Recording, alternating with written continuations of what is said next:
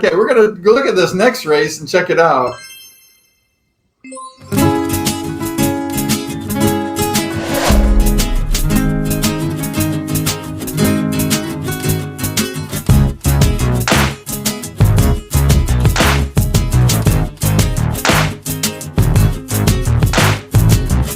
Larry Heinzelman's out in front, and I'm chasing him down.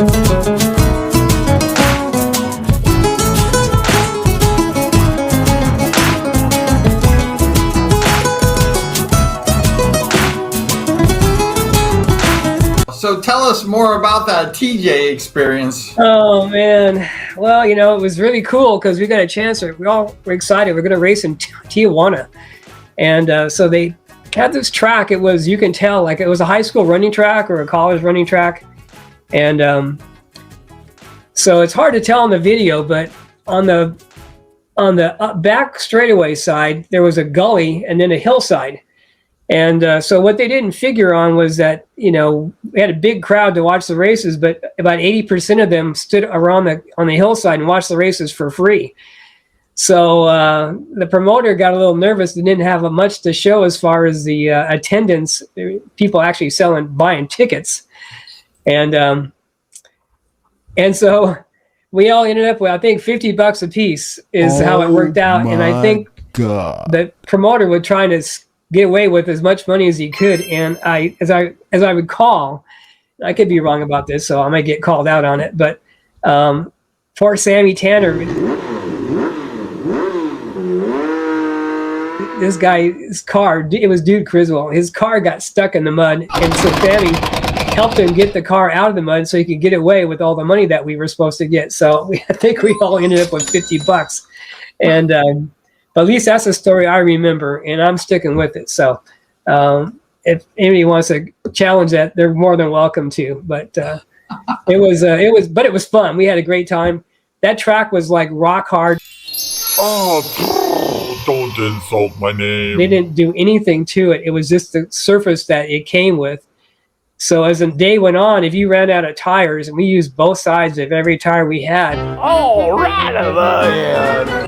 There was nothing left. It was like being on a grinder. I mean, it just ground down the rubber right off those tires. And so the guys that, of course, the guys that ended up doing the best were the guys that had the most tires and had the most talent. So, which is how it usually works. But no money. Nobody was making money. No money. I don't think anybody made a lot of money. At least they weren't messing up to it. They maybe got more than they were saying, but I don't think so.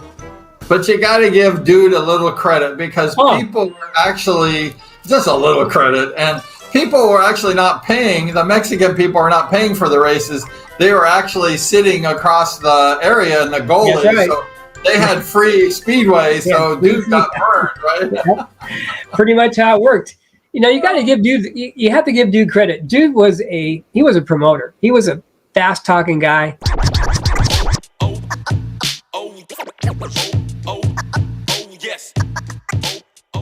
And he knew what he wanted to do, and it really wasn't for him. I don't know who would have started Speedway. I don't know who would have had the vision to get all these old Speedway bikes out of mothballs. I mean, if you hadn't had the prior experience prior to that, which he had when he was young.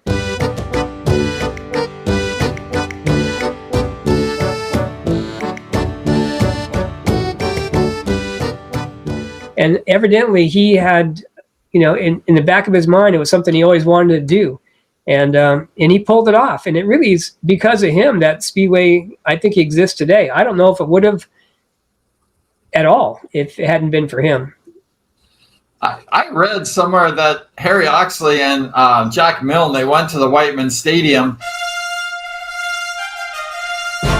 And then they saw everything that was happening over at the Whiteman. And then they went ahead and said, like, if we could put the Speedway in a populated area like Orange County, and then if we could like bring the fans closer to the Speedway and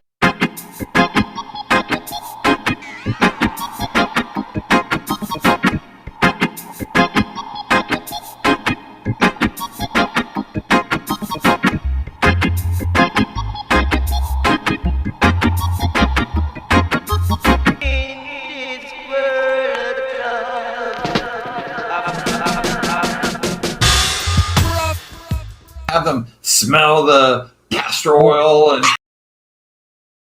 have all that excitement. Maybe we got something. And so actually, from what I've heard or read, that Harry Oxley and Jack Milne, they attended the Whiteman Stadium, and then they got this light bulb went off in their head. Yep.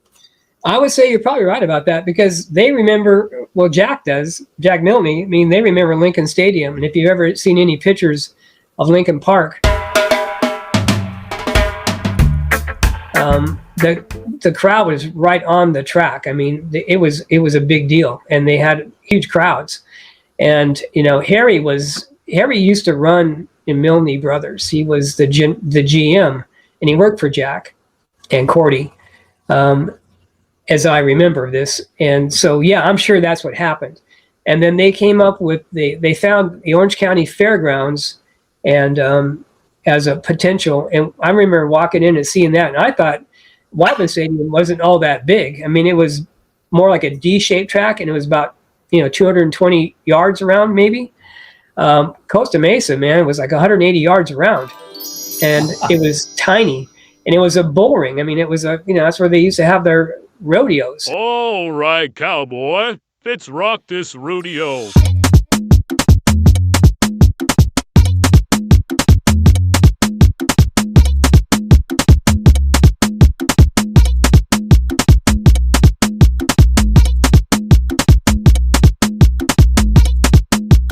They invited a few riders out. I happened to be one of them, to do sound checks to see how loud it was going to be, because it couldn't pass certain decibel level, because the races had to be over at a certain time, and it worked out. And they had the vision. And I mean, Harry, you got to give Harry a lot of credit. He knew what he was doing, and he built that Costa Mesa, built that track, and passed on to Brad. And I know he was on your show recently. And you can't say enough about what they accomplished. And because of Costa Mesa, really, I mean, a lot of guys like Penhall and Scott Autry was the first rider.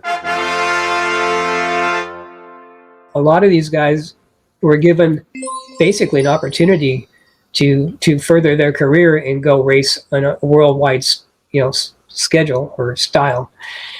And so yeah, it was pretty cool. And the only thing Costa Mesa used to be back in the old days was they would always allow to have the rodeo there during the Orange County Fair. And the first night back, after the rodeo was over, the track was oh my god, it was almost impossible to ride. And I remember one night I made it to I didn't make the main. It was a semi-main. And on the last corner, I caught whoever was in front of me, and I beat him to the finish line. Went into the corner, laid the bike down, shut the throttle off, and it had been so rough that the manifold had broke, and it sucked a bunch of air, and that thing ran wide open, and pitched me over the high side right into the crash wall, and I spent the night in Hoag Hospital, all because of that racetrack. Yeah, with a bruised kidney. That was not a fun day.